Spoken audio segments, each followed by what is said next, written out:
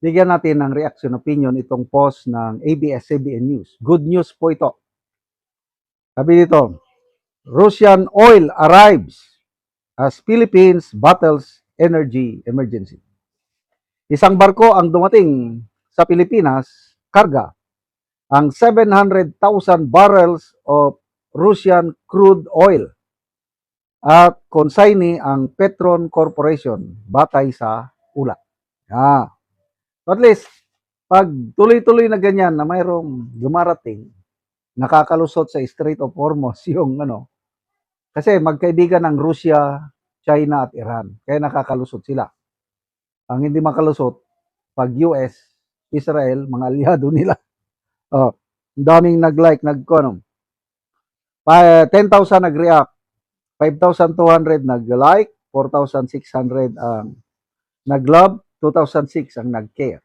Puros positive. Basta tayo sa mga comments. Jake Gacho, while the Philippines average oil consumption is 400 to 500,000 per day, liters, ganun ba yun? Edwin Imperial, Russian, Venezuela, and Oman oil can be a good alternative oil supplier. From Russia with love. Yan ang talaga. Noraisia Sani, the trading is now becoming fair for other countries. A good turnout somehow. Oh.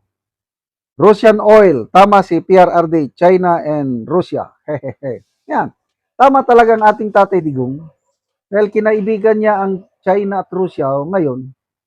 Nag-deliver na ang Russia sa atin. Ang China naman, pumayag. Nagsalita ng Chinese Embassy na open door kami, China, sa joint oil exploration, Philippines and China, as long as the government will show sincerity. Philippine government ba? Nico Floralde, bote binabalita agad to. Baka sabihin ng mga DDS, inutusan ni Basti Duterte si Putin para bigyan tayo ng oil.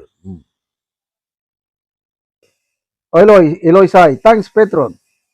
Abang puro sila nagsasabing walang krisis, umaksyon na kayo. Richard Flores, hintayin nyo yung isang barko na puno ng dahil kay BBM yan, basta magandang balita. Pero pag pumalpak, wala nang kinalaman ni BBM. Sana bumaba na uli ang presyo ng gas. Yes, ang hirap na. Halos ayoko nang magbiyahe. Bakasyon pa naman, di ba? Summer na. Matagal kong hinintay ng aking mga apo matapos ang kanilang mga klase. O ngayon, tapos na. Instead na may mga nakaplano na kaming mga iba't ibang lugar na puntahan, medyo alanganin eh. Pero nung una, yung 2,000 pesos ko, halos mapultang ko ng aking sakyanan. Sa diesel kami. Kahapon, naggasap ako, half tank lang, 4,100 ang aking binayran. So, kwenta-kwintada na ako, mahirap. Kinausap ko ang aking mga anak at apo. Dito lang muna tayo sa malalapit. Yung mga malalayo, yun sana ang first time namin mapuntahan. Bakit ba tayo nagkaganito? To me, it's all because of President Trump. Kaya agree ako doon sa post ni Senator Lacson nga dahil kay Trump, yung sabi niya, brinkmanship.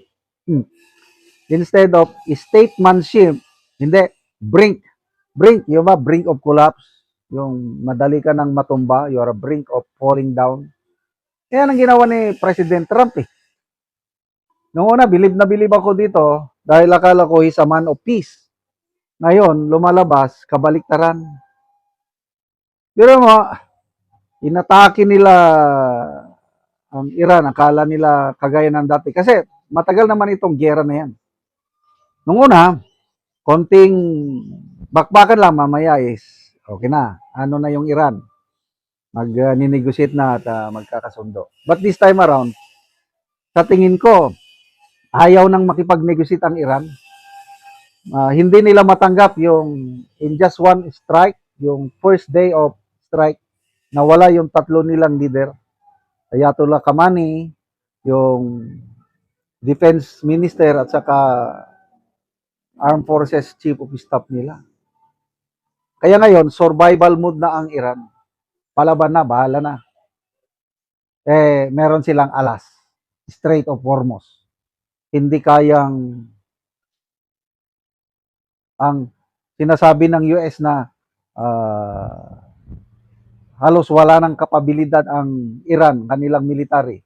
Bakit kaya pa ba nilang i-control ang Strait of Hormuz? Ang Amerika, bakit hindi siya magpadala ng naval power niya doon para i-control ang Strait of Hormuz? Kung talagang malakas sila, para tuloy-tuloy ang daan ng mga barko. Kailang wala naman. Ibig sabihin, nandyan pa, may kapabilidad pa ang Iranian Armed Forces to strike kung gustuin nila. At ngayon, ang ating mga barko na nagdadala ng ating langis, hindi na makadaan. The other day na monitor ko, Indian vessels, libre, pasok, ay daan sila. Bakit? Magkakampi man ang India, Russia, China, Iran, yung BRICS nila, kasama. Tayo lang, mga alyado ng Amerika, ang hindi makalarga. So, magdasal na lang po tayo.